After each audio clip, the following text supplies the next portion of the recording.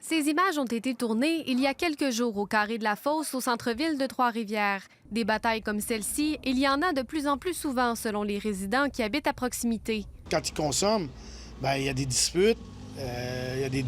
Puis là, ils s'engueulent. Puis là, c'est à toute heure de la nuit, du jour. Si on combine la consommation au manque de sommeil et parfois même avec des enjeux de santé mentale, il est clair que ça peut devenir vite un mélange explosif, selon cette médecin. Tous les stimulants, la méthamphétamine, le speed, la coke, le crack, ça coupe la faim. Sauf que, imaginez-vous si vous n'avez pas dormi depuis 2 jours, vous n'avez pas mangé depuis 2 jours, puis en plus, on rajoute là-dessus un psychostimulant comme le crack.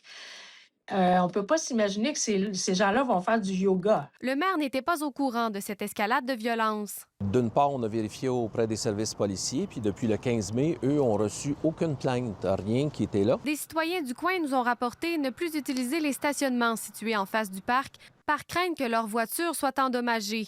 Un autre résident affirme que son fils ne vient plus le visiter avec ses petits-enfants depuis que ce climat s'est installé. Daniel Duguay, un autre voisin, veut bien cohabiter avec eux. Il leur apporte à manger, de quoi se vêtir, mais se désole de voir qu'ils n'ont pas d'aide de Québec. Il y a beaucoup de problèmes de santé mentale, d'addiction, de drogue, boisson.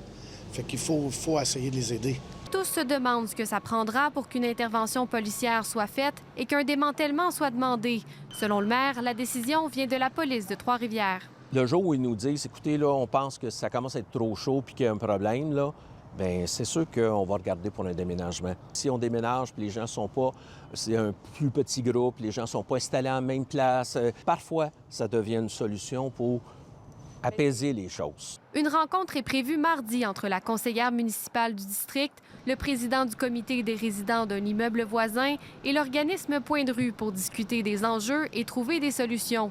En attendant, le maire demande aux citoyens qui sont témoins de scènes du genre d'aviser les policiers ou la ville pour que tout le monde puisse avoir la même information pour agir.